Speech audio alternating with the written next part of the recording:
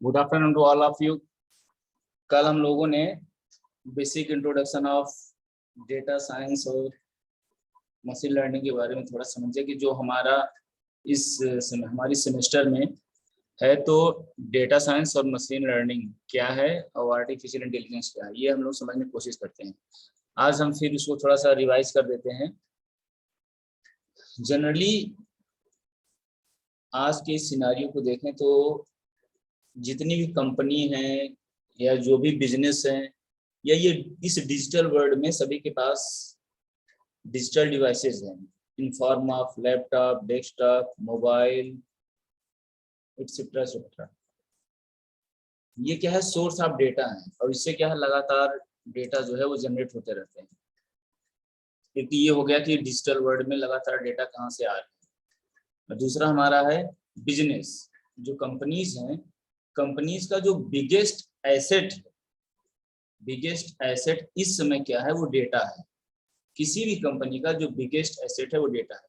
हमारा ये जो सब्जेक्ट है, जो हम लोग डेटा साइंस मशीन लर्निंग पढ़ रहे हैं, ये बेसिकली इंजीनियरिंग से रिलेटेड तो है, मेनली ये बिजनेस से कि कैसे जो कंपनीज हैं बड़ी बड़ी, वो डेटा का कैसे यूज कर रहे हैं। तो हमको पहले तो ये जानना है कि ये सब्जेक्ट हम पढ़ क्यों रहे हैं, क्योंकि जब तक इसमें इंटरेस्ट नहीं है, जब तक हम ये जानेंगे नहीं कि डेटा साइंस क्या है, इसको हमको पढ़ना क्यों है, तब तक हमको इसमें इंटरेस्ट नहीं है। तो पहली चीज, हम इसको पढ़ें क्यों, डेटा साइंस हम क्यों पढ़ें। तो हमको इसलिए पढ़ना है कि आज के इस जमाने में जितने भी बिजनेस हैं, उनका जो बिगेस्ट एसेट है कंपनियों का, वो डेटा है। हम जान रहे हैं कि डिजिटल जमाना है, डिजिटल वर्ल्ड है, सभी के पास डिवाइसेज हैं, लगातार डेटा, हर सेकेंड डेटा जो है वो किसी न किसी रूप में स्ट्रक्चर्ड हो चाहे अनस्ट्रक्चर्ड हो, वो किसी न किसी रूप में डेटा बाहर आते रहते हैं। तो ये जो डेटा है, इनको एक जगह कलेक्ट किया, डेटा चूंकि सर्वर पे, क्लाउड पे कहीं कहीं इकट्ठा हो रहे हैं। अब डेटा इतना ज्यादा है कि इन डेटा के अंदर किस तरीके का पैटर्न है, ये जानना बहुत इंपॉर्टेंट है। आज के जमाने में जो भी बिजनेसमैन, जो भी व्यक्ति, जो भी कंपनी, जो भी इंस्टीट्यूशन ये जान लेगा कि जो डेटा का जो फ्लो है, जो रिपोजिटरी है, जो इतने ट्रिलियंस, गीगाबाइट और कितने बहुत सारे जो डेटा हैं, उन डेटा के अंदर किस तरीके का पैटर्न बन रहा है, वो डेटा क्या बताना चाह रहे हैं। अगर जो कंपनी ये जान गई, वो सबसे आगे रहेगी। तो बेसिकली हमको करना क्या है, हम जो डेटा है, उस डेटा के अंदर जो हिडन पैटर्न है, उसको आइडेंटिफाई करें। डेटा साइंस में क्या करते हैं, जो रोल ऑफ डेटा साइंटिस्ट है, वो बेसिकली वो रोल क्या है कि जो डेटा का हिडन पैटर्न है उसको आइडेंटिफाई करना है, उससे ज्यादा कुछ नहीं। अगर ये पैटर्न हम आइडेंटिफाई कर लेंगे तो हम क्या है, हमारा बिजनेस सबसे आगे चला जाएगा। तो हमारा अल्टीमेट पर्पस यही है इस सब्जेक्ट में कि हम कैसे डेटा को आइडेंटिफाई करेंगे, उसके हिडन पैटर्न को कैसे आइडेंटिफाई करेंगे। तो उसके हिडन पैटर्न को आइडेंटिफाई करने के लिए ही मशीन लर्निंग, डीप लर्निंग, ये सारी चीजें यूज होंगी। तो डेटा साइंस हम क्यों पढ़ेंगे, क्योंकि आज के जमाने में सब कुछ बिगेस्ट जो एसेट है वो डेटा है। ट्रेजर ट्रोव जो बताया जा रहा है, companies are sitting on a treasure trove या गोल्ड माइन ऑफ डेटा, इसका मतलब ये हो गया, ट्रेजर ट्रोव का मतलब ये है, हम एक ऐसे खजाने को जान रहे हैं जिनके मालिक के बारे में पता नहीं है, वो ट्रेजर ट्रोव है। मीन्स हम गोल्ड माइन जान रहे हैं, लेकिन ये कहाँ पे है ये हमको नहीं पता। इस पैटर्न को अगर हम आइडेंटिफाई कर लेंगे तो हम बिजनेस की फील्ड में सबसे आगे चले जाएंगे। तो बेसिक इसका पर्पस यही है, the more the data they have access, जितना डेटा आप एक्सेस कर सकते हैं, the more insight we can generate, जितना हम डेटा के अंदर के पैटर्न को जनरेट कर सकते जानेंगे, उतना हम आगे बढ़ेंगे। तो बेसिक पर्पस क्या है हमारा, कि जो हिडन डेटा है उसके पैटर्न को आइडेंटिफाई करना। A modern technology has enabled the creation and storage of increasing amounts of information. Data volumes have exploded. ये एकदम माउंट एवरेस्ट की तरह डेटा बढ़ रहा है, उससे भी ज्यादा speed. It's estimated that 90% of the data, अब ये सब समझ सकते हैं कि पूरे वर्ल्ड का जो 90% ऑफ जो डेटा है वो पिछले 2 साल में ही क्रिएट हो गया है। फेसबुक जो है वो हर घंटे 10 मिलियन फोटो को अपलोड करता है। इसी तरीके से और भी जो सोशल साइट्स की कंपनीज हैं बहुत सारी, ये तो जस्ट एग्जांपल है। ये एक एस्टिमेट किया गया है कि 2025 तक 200 zettabytes ऑफ डेटा मींस 2 की पावर 10 टू पावर 14 गीगाबाइट, और यार इसको आप कर सकते हैं 20 10 टू पावर 29 मेगाबाइट्स, इतने क्लाउड स्टोरेज डेटा हो जाएंगे। अब जब इतना डेटा है, अभी जान लीजिए जब रैंडम स्पीड में डेटा निकलते हैं तो वो स्ट्रक्चर्ड नहीं होते, वो अनस्ट्रक्चर्ड रहते हैं, रा डेटा मींस हमको इसके बारे में इंफॉर्मेशन कुछ पता ही नहीं है। हम हर सेकंड, अभी हम लोग जूम पे पढ़ रहे हैं, डेटा आप जितने लोग लॉगिन है, हम लॉगिन है, सब डेटा क्लाउड पे चला गया, हर सेकंड लगातार डेटा जा रहा है। अब ये क्लास हम गवर्नमेंट पार्टी ने के बच्चों को ले रहे हैं, ये हम लोग जान रहे हैं, लेकिन जो बाहर डेटा जा रहा है वो हिडन पैटर्न, उनके बारे में आइडेंटिफिकेशन उसका नहीं है। इसी तरीके से millions trillions of data flow हो रहे हैं हर सेकंड, तो इन डेटा का जो हिडन पैटर्न है, इनको आइडेंटिफाई करना एक बिगेस्ट चैलेंज है, और इसको आइडेंटिफाई इस समय कंपनीज को करना बहुत जरूरी रहता है, ताकि वो आगे बढ़ सके, ये जान सकें कि आखिर जो कस्टमर्स हैं वो क्या चाह रहे हैं, कितना % डिस्काउंट चाह रहे हैं, वो लॉगिन कर रहे हैं तो कौन से प्रोडक्ट को ज्यादा देख रहे हैं, कौन सी कंपनी को ज्यादा देख रहे हैं, वो उसमें जो छूट चाह रहे हैं वो कितना ज्यादा चाह रहे हैं। ये जो हम लोग लॉगिन करते हैं डिफरेंट साइट्स जो हमारे हैं, चाहे वो अमेजन हो या फ्लिपकार्ट कोई भी है, तो उस पर वो सब वॉच होते रहते हैं, और उसके अकॉर्डिंग ही वो बिजनेस जो है, वो जो कंपनी वो आइडेंटिफाई करती है कि अच्छा ये हिडन पैटर्न चल रहा है, मीन्स अभी वो एग्जिस्ट नहीं कर रहा है, लेकिन जो यूजर्स है, जो कस्टमर्स है, वो इस तरीके की इंफॉर्मेशन को सर्च कर रहे हैं, तो उसके अकॉर्डिंग वो प्लान करते हैं। तो जब उसके अकॉर्डिंग प्लानिंग करेंगे तो वो आगे बढ़ जाते हैं। अब यही देखिए, there has been 650% data science job 2012 से बढ़ चुका है, और ये ऐसा किया जा रहा है कि 2026 तक ये 11.5 मिलियन हो जाएगा। ये बिल्कुल ऑब्वियस बात है कि जब सारी कंपनी इस चीज पे जानने को इच्छुक है कि आखिर कस्टमर की डिमांड क्या है, वो किस तरफ जाना चाह रहे हैं, वो एक्चुअली क्वेश्चन जान रहे हैं, आंसर नहीं क्वेश्चन का, वो क्वेश्चन को आइडेंटिफाई कर रहे हैं, लोग जा कहाँ रहे हैं, उनको किस तरीके की चीजें चाहिए, तब यहाँ पे डेटा साइंस का रोल बढ़ जाता है। तो ये नीड क्यों है, क्योंकि इतने ज्यादा डेटा फ्लो हो रहे हैं, आप इसको देख रहे हैं, ये डेटा क्या है, मैं इसमें अनस्ट्रक्चर्ड है, हम इनके हिडन पैटर्न को नहीं जान रहे हैं, तो हमको इसलिए इसकी जरूरत पड़ेगी। अगर हम इसके हिडन पैटर्न को जान गए, जो भी ऑर्गेनाइजेशन, जो भी कंपनी, जो भी बिजनेस डेटा के हिडन पैटर्न को आइडेंटिफाई जितना जल्दी कर लेगा, वो उस दुनिया में उतना आगे बढ़ जाएगा, क्योंकि ये जो वर्ड है, ये डिजिटल वर्ड है, ये डेटा का वर्ड है, तो डेटा का इंटरप्रिटेशन जानना बहुत जरूरी है। तो data science is the practice of analysing large volume of an unstructured data. तो डेटा साइंस अभी हम लोग इससे देखे, इससे क्या डिस्कस हो रहा है कि जब इतनी ज्यादा डेटा अनस्ट्रक्चर्ड वे में है, तो ये प्रॉब्लम हो रही है, उसको हमको एनालिसिस करना, मीन्स वो जो अनस्ट्रक्चर्ड डेटा है उनके पैटर्न को आइडेंटिफाई करना। तो यही मेन एम है डेटा साइंस का। एक लाइन में इसका समझना तो बस यही है कि जो हिडन पैटर्न है अनस्ट्रक्चर्ड डेटा का, भाई जो स्ट्रक्चर्ड डेटा होगा उसका पैटर्न तो आइडेंटिफाई होता ही है, स्ट्रक्चर्ड जो है, लेकिन जो हिडन है उसके पैटर्न को आइडेंटिफाई करना ये।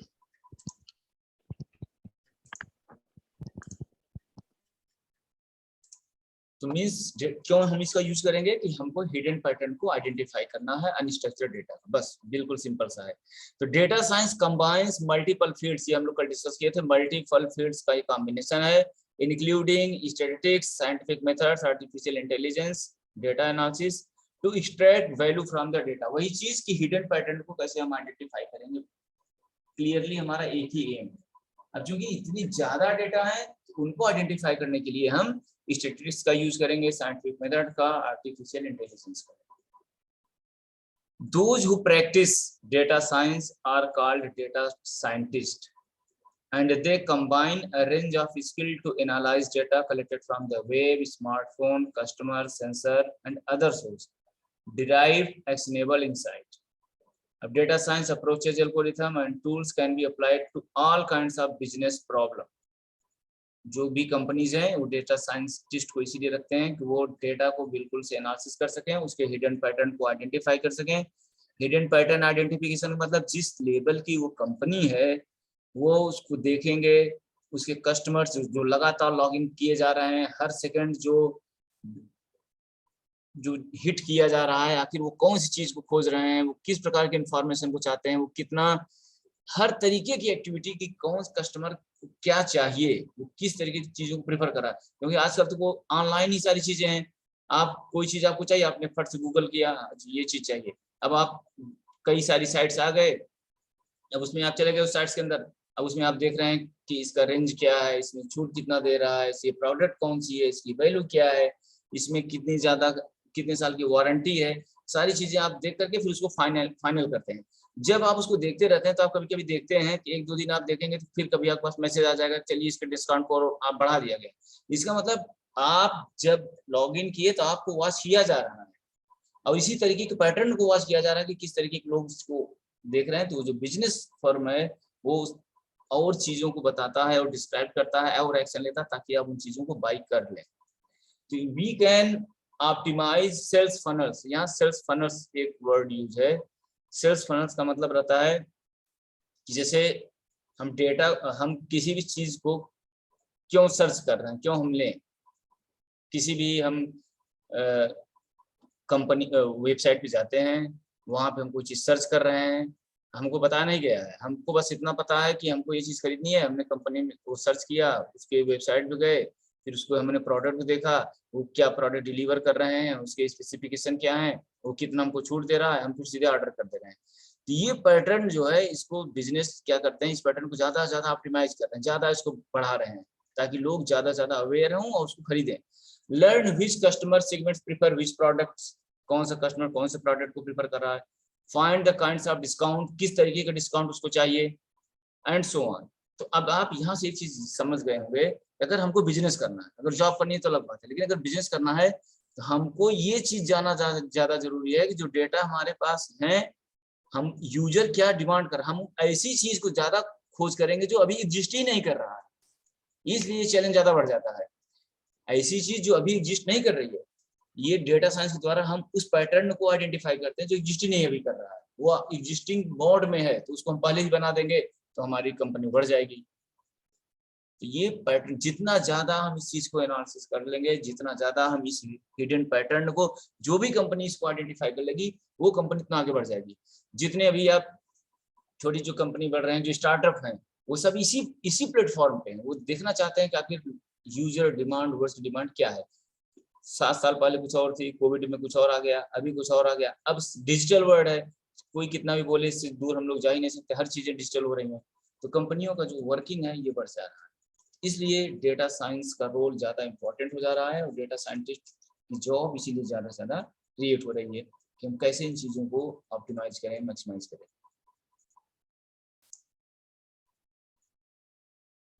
How is data science used in real life? Targeted ads, आप किसी भी वेबसाइट पे जाइए, उस पर आप देखेंगे एड्स आते रहते हैं, वो टारगेट किया जाता है। अगर हम 100 लोग हैं, ये चीज आप जान लीजिए, अगर हम लोग एक ही क्लास के, मैं पढ़ा रहा हूँ, आप लोग स्टूडेंट्स हैं, हम लोग अलग अलग सोशल मीडिया की साइट्स को, अलग अलग ई कॉमर्स की साइट्स को अगर हम विजिट कर रहे हैं तो आप देखेंगे सबकी साइट्स पे अलग अलग एड्स आते हैं। ऐसा नहीं जो हमारे पे आ रहा हो आपको दिखेगा, वो टारगेट कर लिया जाए, टारगेटेड एड्स रहते हैं, वो आइडेंटिफाई हिडन पैटर्न को आइडेंटिफाई कर लेते हैं कि ये यूजर और इस टाइप की यूजर को, ये इस टाइप की यूजर कौन सी चीजों को ज्यादा पसंद कर रहा है, तो उसी टाइप के एड्स को दिखाए जाते हैं। रिकमेंडेशन इंजन, रिकमेंडेशन आता ही है, अगर कोई मोटिवेशनल बुक्स और इस तरह पढ़ना है तो उसके पास उस तरीके की चीजें आएंगी, कोई और चीज देखना चाहता है तो उसके पास वैसी आएंगी। इमेज को रिकॉग्नाइज करना, फ्रॉड डिटेक्शन, ये हम लोग डिस्कस किए थे, fraud detection techniques, dating apps algorithm, आजकल ये भी बहुत यूज हो रहे हैं शादी विवाह के लिए। तो ये चीजें जो है हमारा, ये डेटा साइंस इसमें ज्यादा यूजफुल है। अब एक चीज है कि इस डिस्कशन से एक चीज क्लियर हो गया कि डेटा साइंस इसलिए ज्यादा इंपॉर्टेंट है कि पूरा बिजनेस ही इस समय इसी पे डिपेंडेंट हो गया। बिजनेस छोड़िए, पूरा वर्ल्ड ही इसी पे डिपेंडेंट, डेटा। और डेटा क्या है?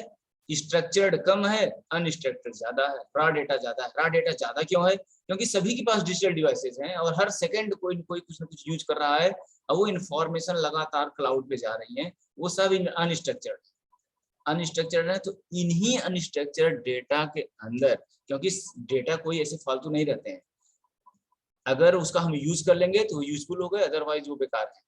अगर इसी डेटा का हिडन पैटर्न कि ये डेटा किस टाइप के हैं, क्या ये बता रहे हैं, इसको अगर हम आइडेंटिफाई कर लिए तो हम सबसे आगे हो जाएंगे।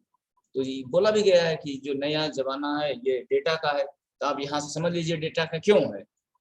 जो न्यू जनरेशन है या नया जमाना उसका है जिसके पास डेटा की इंफॉर्मेशन क्यों है। इंफॉर्मेशन मतलब नहीं कि आपके पास करोड़ों डेटा आ रहे हैं, आप उसके पैटर्न को कैसे आइडेंटिफाई कर ले रहे हैं, तो वो सबसे आगे रहेगा। कल इन चीजों के बारे में हम लोग डिस्कस किए ही थे कि आर्टिफिशियल इंटेलिजेंस, पहले तो यही कि डेटा साइंस हम लोग क्यों पढ़ेंगे कि डेटा साइंस मल्टीपल फील्ड्स है, डेटा है उसके अंदर हिडन पैटर्न है, उस हिडन पैटर्न को आइडेंटिफाई करना है, इसलिए डेटा साइंस की ज्यादा जरूरत है।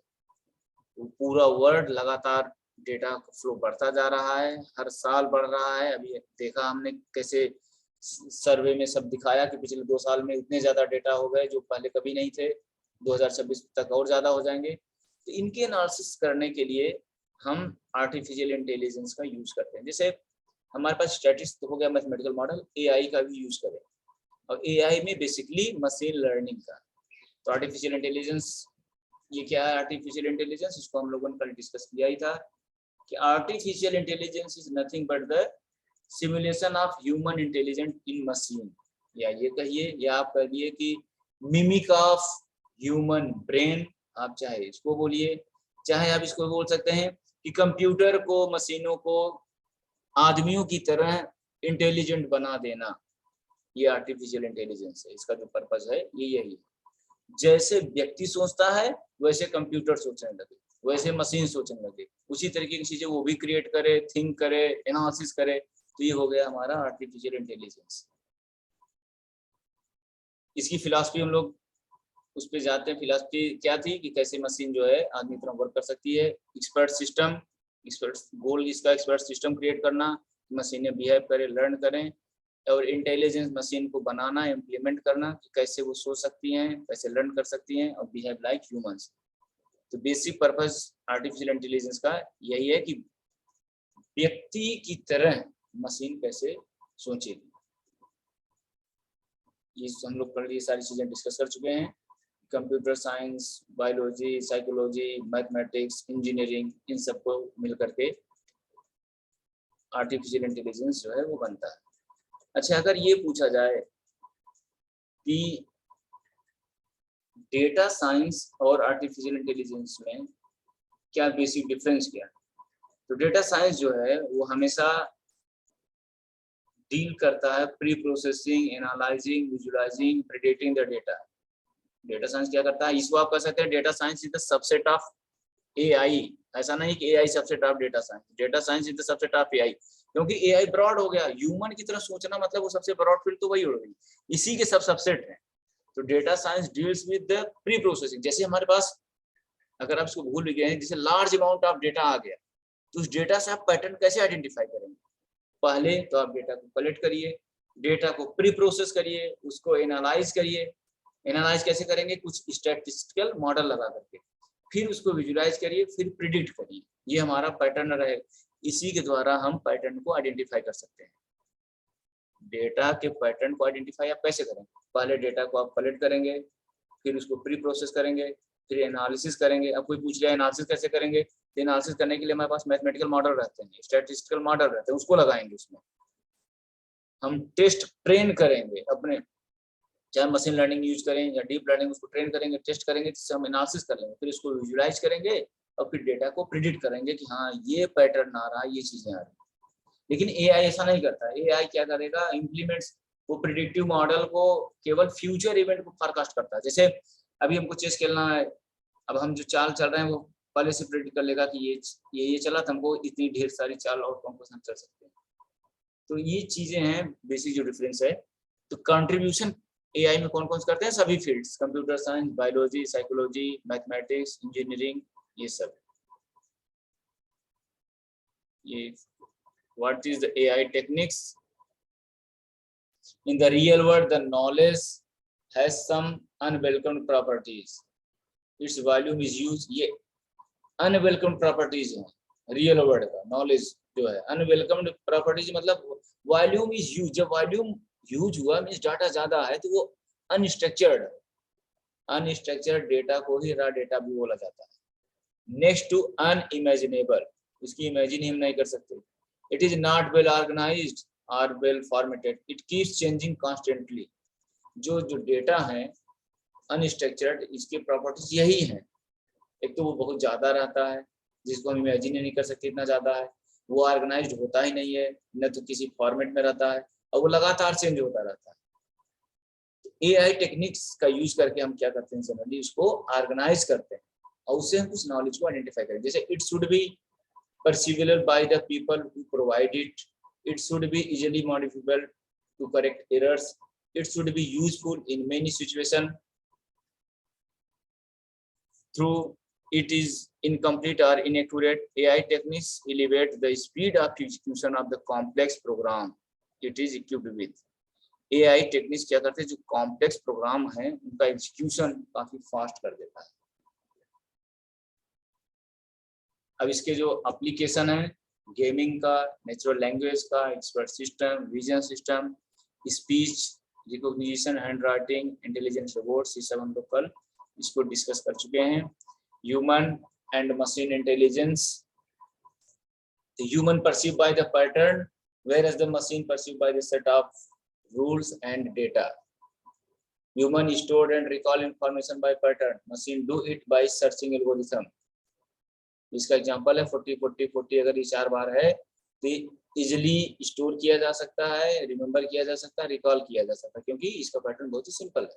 लेकिन अगर इसका पैटर्न हम चेंज कर दें तो वहां पे प्रॉब्लम आ जाएगी। Humans can figure out the complete object even if some part of it missing are distorted. ये भी हम लोग कल डिस्कस किए थे कि अगर कुछ पार्ट मिस हो गया है तो उस कंडीशन में भी हम उसको हम क्या कर सकते हैं, कंप्लीट कर सकते हैं, लेकिन मशीन ऐसा नहीं कर सकती। अब कल हम लोग ये भी डिस्कस किए थे कैसे जो है एआई बेस्ड जो प्रोग्राम होते हैं वो, और जो नॉन एआई बेस्ड प्रोग्रामिंग है, तो हम लोग ये समझने की कोशिश किए थे कि जो हम लोग प्रोग्रामिंग करते हैं वो जनरली स्पेसिफिक रहता है। स्पेसिफिक प्रोग्राम मतलब होता है कि जिस पर्टिकुलर चीज के लिए बनाया गया है वो उसी को रिजल्ट देगा। अगर उसमें थोड़ा भी बहुत मॉडिफिकेशन किया गया तो वो क्या है, उसके पूरे स्ट्रक्चर को ही बदलना पड़ेगा। लेकिन अगर आप एआई बेस्ड प्रोग्राम कर रहे हैं तो ऐसी जरूरत ही नहीं पड़ती, उसमें उस जनरल रहता है। जनरल मतलब अगर उसमें मॉडिफिकेशन किए तो वो अपने आप विदाउट गोइंग टू डिटेल वो ऑटोमेटिक मॉडिफाई हो जाएगा। एग्जांपल के तौर पे मशीन लर्निंग में ही हम लोग देखते हैं कि ट्रेनिंग और टेस्टिंग करते हैं। जैसे एक अपने ही क्लास का एग्जांपल लीजिए, अगर 50 स्टूडेंट हैं, इसका हम सिंपल एक एग्जांपल एक समझते हैं।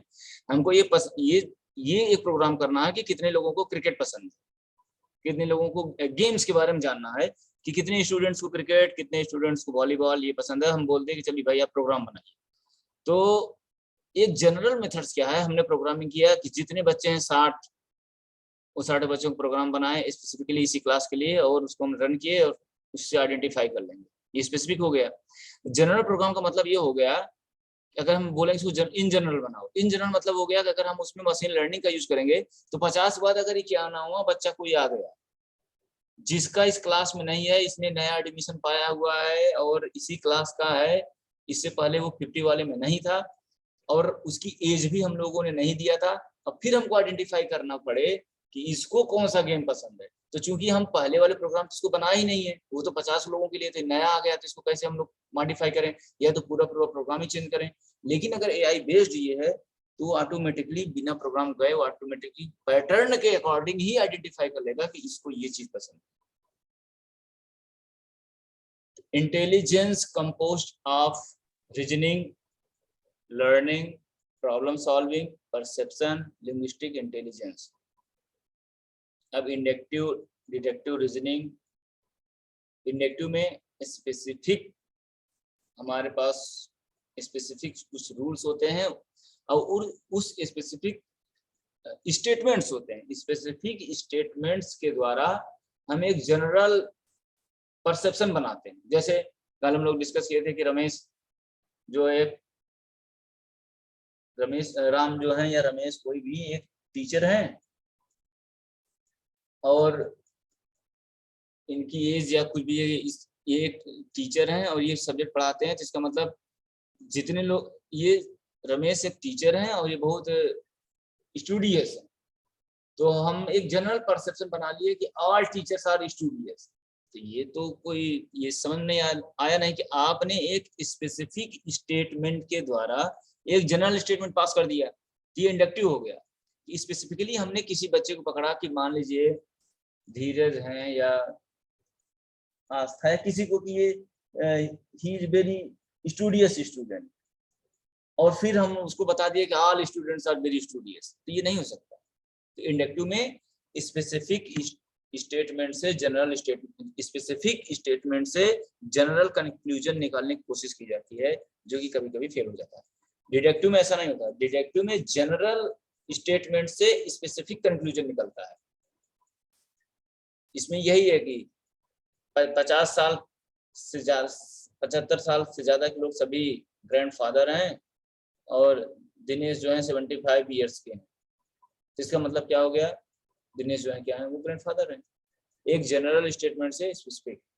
Learning, problem solving, perception, linguistic, ये सारी चीजें जो हैं ये सब मिल करके क्या होते हैं, आर्टिफिशियल इंटेलिजेंस को बनाते हैं।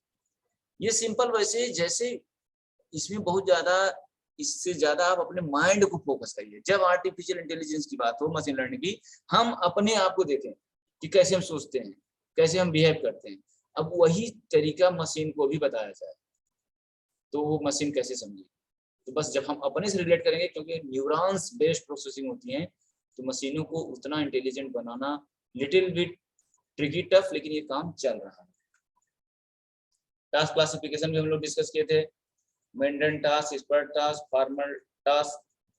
मेंटेन टास्क कौन से होते हैं, जो ऑर्डिनरी टास्क रहते हैं, जैसे कॉमन सेंस, जैसे छोटा बच्चा रहता है कॉमन सेंस यूज करता है, कोई रीजनिंग, कोई परसेप्शन बना लेना, अच्छे ये टीचर बोले वो है, इंग्लिश के टीचर सही नहीं है, ऐसे हैं, तो ये एक जनरल परसेप्शन बनाता है। जब बड़े होते हैं थोड़ा वो, तो वो उसको फॉर्मल उसमें आते हैं कि नहीं ये चीज़ें ऐसी होती हैं, ये मैथ्स यूज करते हैं, कुछ गेम्स, नेचुरल लैंग्वेज प्रोसेसिंग, इन सब चीज़ों का यूज करते हैं। एक्सपर्ट टास्क इंजीनियरिंग और फाइनेंशियल एनालिसिस, मेडिकल, इन सब चीज़ के लिए क्या है, हमारा एक्सपर्ट टास्क है। एजेंट और इन्वायरमेंट को भी हम लोग दिए थे, डिस्कस किए थे कि एआई सिस्टम जो है वो कंपोज्ड ऑफ एजेंट और इन्वायरमेंट्स होते हैं। एजेंट एक्ट्स देयर इन्वायरमेंट्स, और एक इन्वायरमेंट के अंदर कई सारे एजेंट हो सकते हैं। और एजेंट करता क्या है,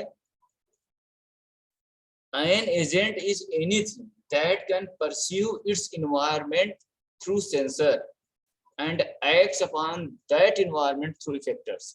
वो क्या करते हैं कि सेंसर्स के द्वारा इन्वायरमेंट को सेंस करते हैं।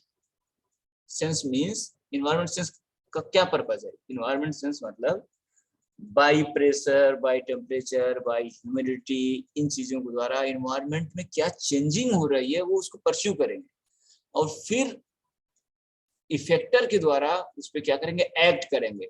जैसे कि एग्जांपल के तौर पे हमने देखा था कि कैसे आजकल जो खेती हो रही है उसमें सेंसर लगा हुआ है, पानी अगर कम हुआ वो सेंस किया, तुरंत सिग्नल दिया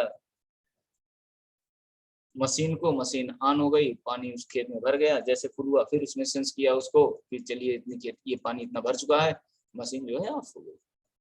तो ये इस तरीके का एजेंट एनवायरनमेंट एक्शन, ये भी एआई बेस्ड ही है। तो ह्यूमन एजेंट, एजेंट क्या होता है, ह्यूमन एजेंट क्या है, एज ए सेंसरी आर्क। हम लोगों के अंदर भी हम लोग कैसे सेंस करते हैं, आँख, कान, नाक, जीभ, स्किन के द्वारा।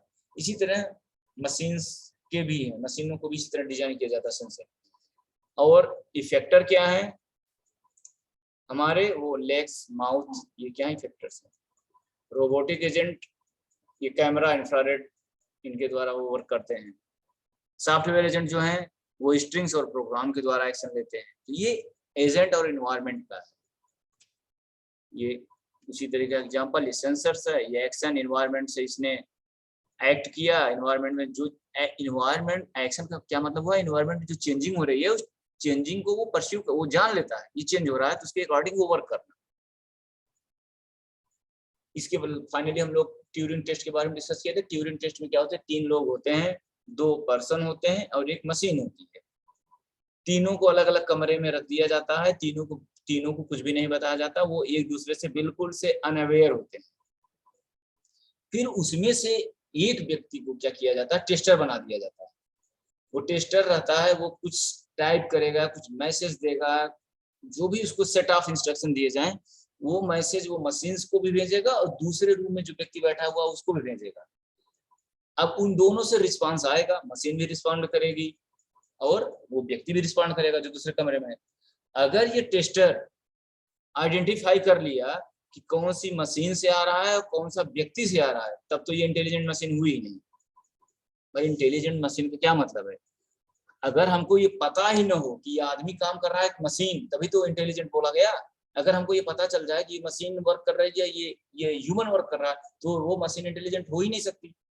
तो अगर वो टेस्टर ये जान लेता है कि ये मशीन से आया रिस्पांस है, ये ह्यूमन से, तब वो इंटेलिजेंट नहीं है। लेकिन अगर वो नहीं जान पाया कि कौन सा रिस्पांस मशीन ने दिया है और कौन सा रिस्पांस व्यक्ति ने दिया है, तब वो मशीन जो है वो इंटेलिजेंट बोली जाती है। ये ट्यूरिंग टेस्ट सबसे पहले यूज होता था एआई में, अभी भी इसको जनरली यूज किया जाता है इनिशियल स्टेज में। अब डिफरेंस यहाँ पे आते हैं, यही पूरा समरी है आपका। अभी तक हम लोग जो डिस्कस किए थे इतनी देर तक, कल से आज तक, उसकी समरी बस यही 3 पॉइंट पे है। डेटा साइंस एंड एआई का डिफरेंस। डेटा साइंस पहले इधर राइट साइड से देखिए, aim to find pattern from large data set. ये तो एक लाइन लिख दिया गया, लेकिन इसका डिस्क्रिप्शन बहुत बड़ा है।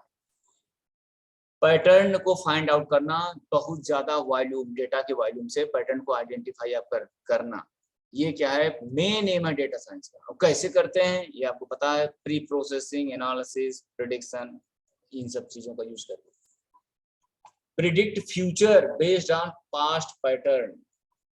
इसलिए डेटा साइंस का यूज, इसीलिए अब यहाँ से आप समझ सकते हैं कि पास्ट के पैटर्न से फ्यूचर को प्रिडिक्ट करना।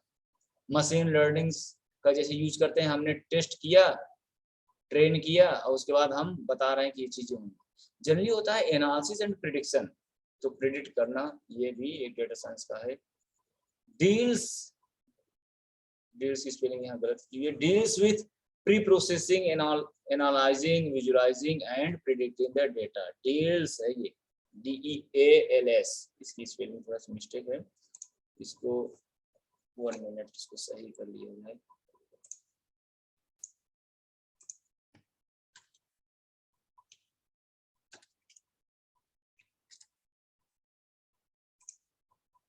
Deals with pre processing, analysing, visualising and predicting the data.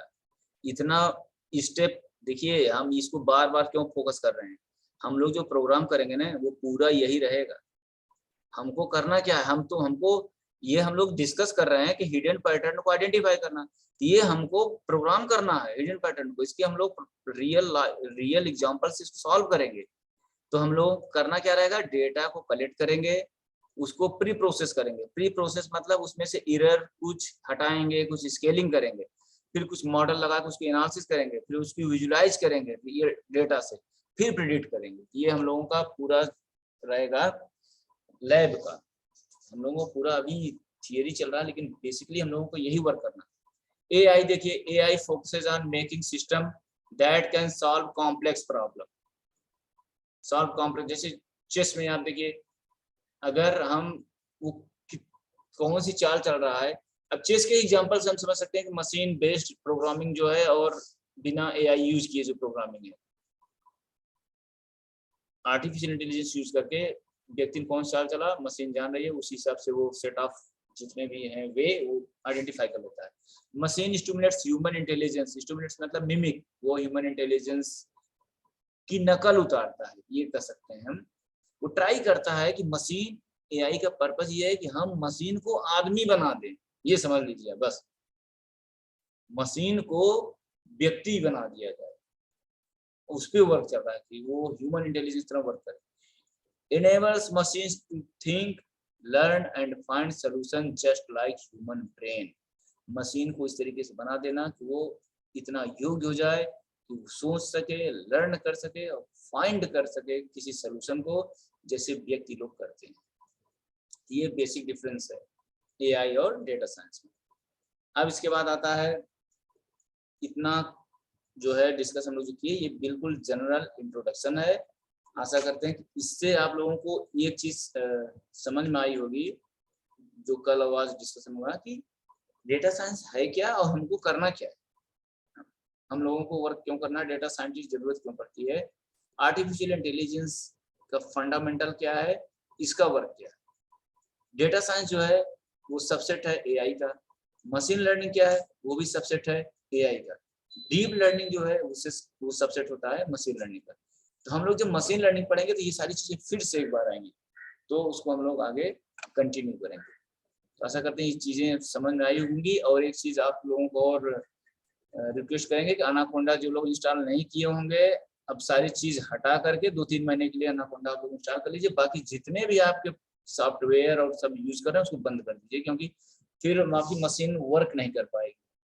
हम लोग लार्ज, हो सकता है कुछ डेटा बहुत लार्ज रहे तो उसमें टाइम ज्यादा लगेगा। तो फिलहाल 1-2 महीने में कोई ज्यादा दिक्कत नहीं आएगी, आप अनाकोंडा पे ही वर्क करिए। ये पाइथन चाहे प्रोग्रामिंग करना हो चाहे हमको इसकी एनालिसिस करना हो।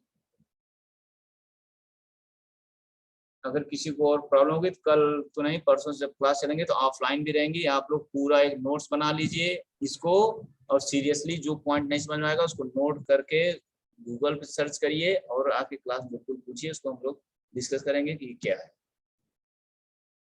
ठीक है, अब हम लोग परसों क्लास में इसको, हाँ हाँ बताइए। सर हम लोग डेटा कहाँ से कलेक्ट करते हैं? डेटा देखिए कुछ ओपन सोर्स है, ठीक। डेटा दो तरीके से किया जाएगा, कुछ ओपन सोर्स है, गिटहब से भी हम लोग कर लेंगे, और बहुत सारे ओपन सोर्स हम बताएंगे, हम लोग वहां से डेटा लेंगे।